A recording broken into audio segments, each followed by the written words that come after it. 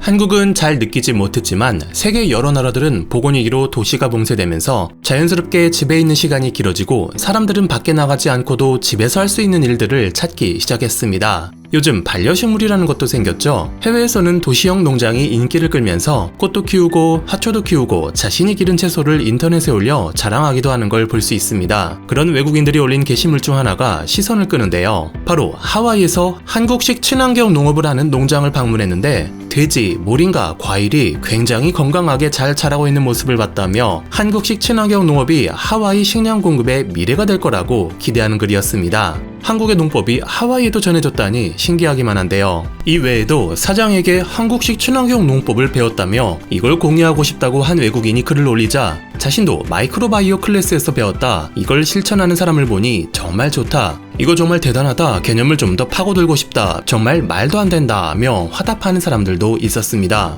K-팝보다 화려하지는 않지만 한국 친환경 농법이 전 세계 농부들 사이에 서서히 퍼지고 있다고 말한 사람도 있었는데 케냐의 스트라모아 경영대에서 아코스타 교수가 한국의 친환경 농법의 콘셉트에 대해 강의하는 모습도 찾을 수 있었습니다. 교수님 뒤에 보이는 프레젠테이션 화면에는 거의 무료로 할 수 있는 친환경 농법 기술이라는 말이 보이는데요. 세계인들이 열광하며 한국 농업이 실로 혁신적이라고 입을 모아 칭찬하는 이유는 바로 굉장히 낮은 비용으로도 유기농 농작물을 재배할 수 있으면서 그 방법도 생각보다 간단하다는 점입니다. 비료, 농약을 구입해 사용하지 않으면서 농장에서 나오는 자연 물질로 식물 성장에 필요한 양분을 직접 만들기 때문인데요. 바로 IMO라 불리는 토착 미생물을 활용해 생선 아미노산으로 질소 비료를 만들고 동물뼈로는 인산을, 달걀 껍데기로는 수용성 칼슘을 만들어냅니다. 토양 오염, 수질 오염도 일어나지 않고 그 비용 또한 낮은 데다 많은 수확량을 얻을 수 있는 게 장점이죠. 이러한 한국식 친환경 농법은 1960년대부터 조한규 자연농업연구원장이 고안하고 전파한 것으로 60년대 합성화학 비료에 대한 의존도가 높아진 상황에서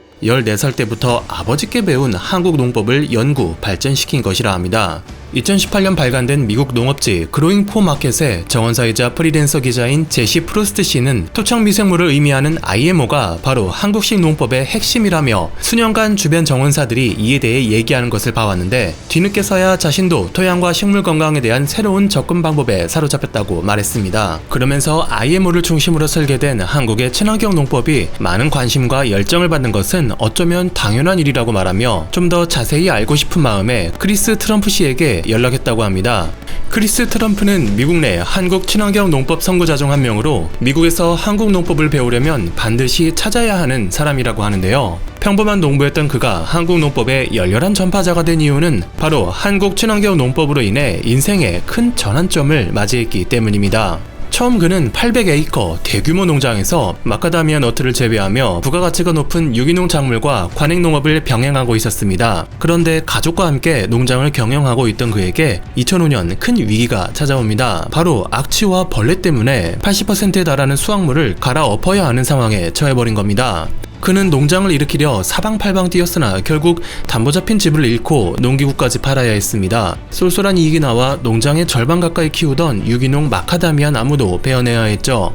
유기농에는 비용이 너무 많이 들어갔기 때문입니다. 그러던 어느 날 길고 어두운 터널에서 헤매던 그에게 기회가 찾아옵니다. 바로 하와이에서 열린 농업 세미나에서 한국식 친환경 농법을 접하게 된 겁니다. 그곳에서 들은 농법은 실로 그가 찾아 헤매던 것으로 병충해에 강하면서 토지를 오염시키지도 않고 무엇보다 비용이 많이 들지 않는 방법이었습니다. 크리스 씨는 한국식 친환경 농법은 기존의 것과는 완전히 반대였다고 말했는데 그에게 기적 같은 일이 벌어졌습니다. 한국 농법을 적용해 마카다미아 나무를 키우자 화학 비료를 주던 때보다 훨씬 병에 강해졌고 성장도 빨랐으며 놀랄만한 수확량을 거둘 수 있었기 때문입니다. 건국대에서 열린 자연농업 심포지엄에 찾아와 조한규 자연농업연구원장을 만난 크리스 씨는 감사 인사를 표하고 많은 사람들이 나와 같은 경험을 했으면 좋겠다고 자신의 홈페이지에 적으며 미국은 물론 66개국 50만 농업인에게 한국식 친환경 농법을 전파하는 체험 교실을 열며 유튜브에서 강좌도 진행해와 외국인들 사이에서는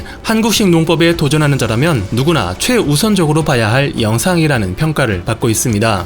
제시 프루스트 기자는 크리스 씨에게 한국식 친환경 농법을 미국 농장에 적용하기 위해 부단한 노력을 아끼지 않았다는 소리를 들었습니다. 자연물질로 IMO를 만드는 게 관건이기에 한국인들이 말하는 재료 중 미국에서 구하기 어려운 것들은 연구를 통해 대용품을 발견해야 했기 때문인데요. 한국식 농법으로 농장을 운영 중인 또 다른 농업인 타바코 로드팜의 브라이언 오하라 씨는 미국에 한국만큼이나 쌀겨가 없다는 점에서 귀리겨를 대신 사용하는 방법을 발견하며 한국 농법 지침에 따라 미국에서 구할 수 있는 쐐기풀, 콤프리, 프르슬레인, 루타바 등을 사용하는 방법을 시행착오를 거치며 고안하고 있다고 합니다. 한국 농법을 미국 토지에 적용 가능한 방법을 찾으면 찾을수록 그대로 자신의 노하우가 되는 상황이죠. 그리고 이런 점에서 대성공을 거둬 한국 농법으로 재배한 작물을 판매하는 회사가 있습니다. 뉴욕타임즈 푸드 섹션에도 소개되며 한국식 친환경 농법으로 키운 덕에 중금속에 오염되지 않았다. 캘리포니아와 사우스캐롤라이나가 미국의 대표적인 쌀 공급지이지만 이제 뉴저지도 여기에 들어간다고 극찬을 받은 미국 뉴저지의 농업회사 블루문 에이커입니다.